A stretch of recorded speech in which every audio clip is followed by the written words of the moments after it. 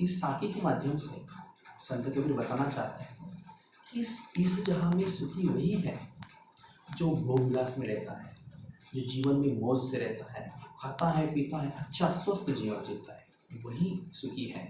और जो व्यक्ति ईश्वर को प्राप्त करने का प्रयास करता है, प्राप्त करने के लिए बहुत सारी परेशानियों का सामना करता है, और जो व्यक्ति ईश्वरी राह पर चलता है वही असल में दुखी है। कहने का अर्थ यह है कि वो बता रहे हैं कि जो भोग विलास में रहते हैं, जो गृहस्थ जीवन जीते हैं, जो पारिवारिक और सांसारिक भोग लेते हैं, जो अच्छे से अच्छे खा पी कर मस्त रहते हैं, यानी सांसारिक जीवन जीने वाला व्यक्ति होता है वो खा पी कर जो है मस्त रहता है और वही सुखी रहता है। लेकिन पूरी तरह से प्रार्थना करता है, अलग प्रकार से त्याग करता है, होम हवन करता है, या अलग अलग माध्यम से जो भी ईश्वर को प्राप्त करने के लिए विरह सहता है, दुख सहता है, वो अंत में रोता ही है। मतलब उसके मन में, उसके जीवन में दुख ही दुख रहते हैं। मतलब ये बताने का प्रयास कर रहा है कि गृहस्थ जीवन जीने वाला जो व्यक्ति है, सांसारिक जो व्यक्ति है, भोगविलास में जीने वाला जो व्यक्ति है, वो सुखी होता है। और विश्वरीय ज्ञान प्राप्त करते करते व्यक्ति जो है हमेशा विरह और दुख में ही रहता है। ईश्वर को प्राप्त करते करते उसके जीवन में पूरी तरह से सांसारिक व्यक्तियों जैसा सुख प्राप्त उसे नहीं होता है। अगली जो साथी है वो है विरह भोंगम तन बसे, विरह भोंगम तन बसे मंत्र न लागे कोई, विरह भोंगम तन बसे मंत्र न लागे कोई, राम वियोगी ना जीवे जीवे तो बोरा हो, जीवे तो बोरा हो। इस साथी के माध्यम से वो कहना चाहते हैं कि जिस प्रकार किसी व्यक्ति के शरीर में साप रूपी विरह पूरी तरह से पहुंच जाता है, साप भोंग मतलब साप, विरह मतलब जुदाई, जिस व्यक्ति के मन में, जिस व्यक्ति के शरीर में विरह रूपी सांप चला जाता है तो उसका बचना नामुमकिन है। जिस व्यक्ति के शरीर में जहरीला सांप जिस तरह से विष डालता है, यानी उसका योग डाल देता है, उसका विरह डाल देता है, उसी प्रकार वो जीवित नहीं रह पाता। उसी प्रकार कोई अच्छा भक्त, ईश्वर को मानने वाला भक्त, ईश्वर की उपासना करने वाला भक्त, राम की उपासना करने वाला भक्त राम के सिवा जीवित नहीं रह सकता। जिस प्रकार विरह रूपी गोंगम, विरह रूपी सांप किसी शरीर में प्रवेश करने के बाद, उसका जहर उसके शरीर में प्रवेश करने के बाद वो बच नहीं पाता, उसी प्रकार राम की जुदाई में, ईश्वर की जुदाई में, राम और ईश्वर के विरह में कोई भी भक्त, कोई भी उपासक जीवित नहीं रह पाता। अगर वो जीता भी है तो पगला जाता है, और वो बौरा नाम का पगला जाता है। मतलब उसका जीवन किसी प्रकार की शांतिमय नहीं रहता जब तक उसे ईश्वर प्राप्ति होती नहीं है। और जब उसे ईश्वर मिलते हैं तो ईश्वर उसे सभी सांसारिक जो लोभ है, लालच है, उससे उसे दूर लेकर जाने का प्रयास करते हैं। मतलब जब ईश्वरीय ज्ञान होता है तो व्यक्ति मोह माया से, लोभ से दूर चला जाता है, और तब जाकर ईश्वर प्राप्त होने के बाद उसका जो विरह है वो विरह खत्म हो जाता है।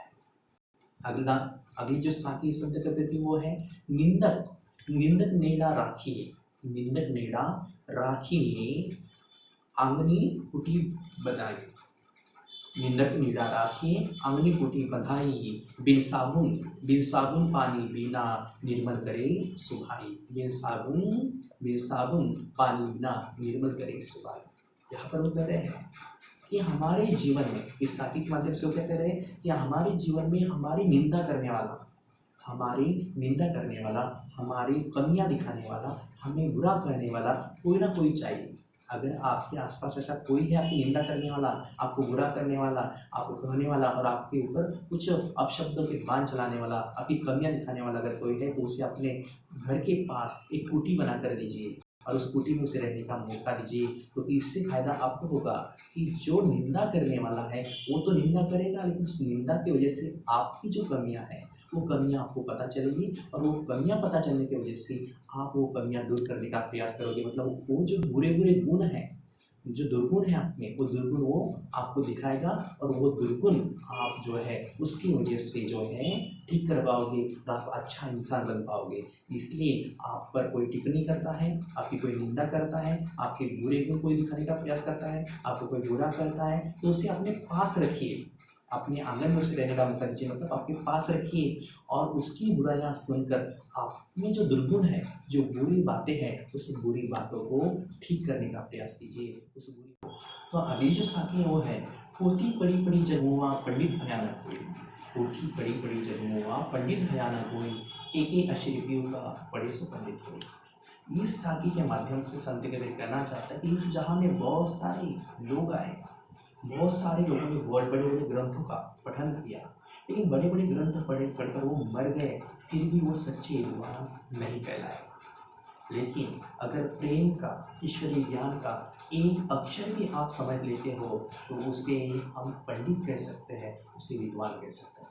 तो देखिए सखी क्या कह रही है, वो कहते हैं कि इस संसार में अब तक कई करोड़ों अरबों लोग आए, सबने बड़े बड़े धार्मिक ग्रंथों का पठन किया, बड़े बड़े ज्ञान हासिल किए, लेकिन उसके मन में सभी जाति धर्मों के प्रति, सभी भाषा के प्रति, सभी व्यक्तियों के प्रति मन में प्रेम न हो, समता न हो, एकता न हो, सद्भाव न हो, तो उस किताबी ज्ञान का कोई मूल्य नहीं है। उसे हम पंडित नहीं कह सकते हैं, उसे हम विद्वान नहीं कह सकते हैं।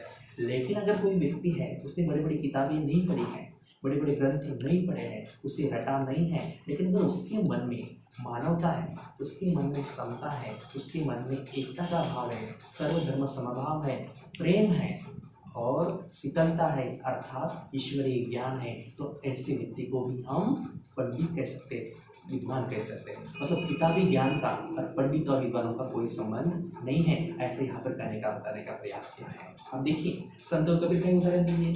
संत कबीर जो है कभी विद्यालय गए नहीं, बिना विद्यालय गए उन्होंने जो है ज्ञान अनुभव से प्राप्त किया और वही ज्ञान हमें देने का प्रयास किया, तो हम उन्हें संत कहते हैं। और बड़ी बड़ी उपाधियाँ हासिल करने वाले व्यक्ति को हम संत नहीं कहते, कहने करते हैं कि आपके मन में अगर ईश्वरीय ज्ञान है, सत्य ज्ञान है, क्योंकि सत्य यह है इस जीवन का कि प्रेम ही सत्य ज्ञान है, कि सभी लोगों के साथ प्रेम से रहना, किसी जाति के, किसी पंथ के, किसी धर्म के, किसी भाषा के लोग हो, लेकिन उसके साथ एकता से, समता से, प्रेम से रहेंगे, सभी सद्भाव ना की भावना रखेंगे, समता प्रसार करेंगे और न्याय, सबके साथ न्याय से रहेंगे, जन कल्याण करोगे, तब उसे ही विद्वान कहा जाता है। ऐसा उन्होंने कहा है। इसलिए कहते हैं कितने लोग आए और कितने लोग चले गए, लेकिन किसी किताबी ज्ञान प्राप्त करने से उसे पंडित नहीं कहलाया जाता।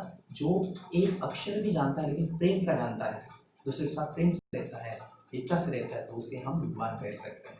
अगला जो है साखी है, वो साखी इस तरह से, हम घर जाला अपना, हम घर जाला अपना, अपना लिया बुराड़ा हाथी, अपना लिया बुराड़ा हाथी, अब घर जाला ताश का जो चले हमारे साथी। वो यहाँ पर कह रहे हैं कि मैंने, संत कबीर कह रहे हैं कि मैंने मेरा घर जला दिया। मेरा घर जला दिया मतलब इसका अर्थ ये है कि मैंने मेरे शरीर की जो विषय वासना है, मेरे शरीर की जो द्वेष है, अहंकार है, तिरस्कार है, क्षमता है, धार्मिक भेदभाव है, ये सबको मैंने जला लिया। और ये किसके माध्यम से जला लिया? किसकी मशाल से? भक्ति रूपी मशाल से। ईश्वर की जो भक्ति है उस मशाल से मैंने ये पूरी तरह से मेरा घर, मतलब मेरे मन के अंदर जो बुरी बुरी बातें थे, खराब बातें थी, पूरी तरह से द्वेष है, अहंकार है, विषमता है, धार्मिक भेदाभेद है, ये सभी बातें को मैंने ईश्वर की ज्ञान के अनुसार, ईश्वर की भक्ति के अनुसार उसे जला लिया। और वो कहते हैं कि अगर आपको भी मेरे साथ आना है तो आप आइए और राम की भक्ति करिए, मेरे साथ ईश्वरीय भक्ति करिए, भक्ति करेंगे, भक्ति के मार्ग पर चलेंगे, सच्चाई के राह पर चलेंगे, ईश्वरीय ज्ञान पर चलेंगे, तो आपके मन में भी जो सांसारिक अलग प्रकार की विषय वासना होती है, राग है, मत्सर है, द्वेष है, अहंकार है, जाति भेद है, भाषा भेद है, वर्ण भेद है, जो भी स्वार्थी भाव है उसे मैं जलाकर रख दूंगा। आप भी पूरी तरह से एक सन्यासी कहलाओगे, आप भी एक ईश्वर के सच्चे भक्त कहलाओगे। ऐसा उनका अर्थ है। मतलब वो कह रहे हैं कि मैं ईश्वरीय मार्ग पर चला, भक्ति पर चला, और उस भक्ति के मार्ग पर चलकर उस मशाल के माध्यम से मैंने मेरे मन के अंदर की जो विषय वासना थी, मोह था, लोभ था, अहंकार था, द्वेष था, तिरस्कार था, भेदाभेद था, सबको जला दिया। अगर आप भी मेरे साथ चलोगे तो आप आइए, और जब आप आओगे तो ईश्वरीय भक्ति के अनुसार, ईश्वरीय ज्ञान के अनुसार आपका मन भी इस तरह से सांसारिक जो अलग प्रकार की द्वेष की भावना होती है, स्वार्थ की भावना होती है, उसके माध्यम से आप सभी जो है वहाँ पर जला पाओगे, इसलिए आप भी राम भक्ति में आ जाइए। इस तरह से कहने का उनका अर्थ है। धन्यवाद।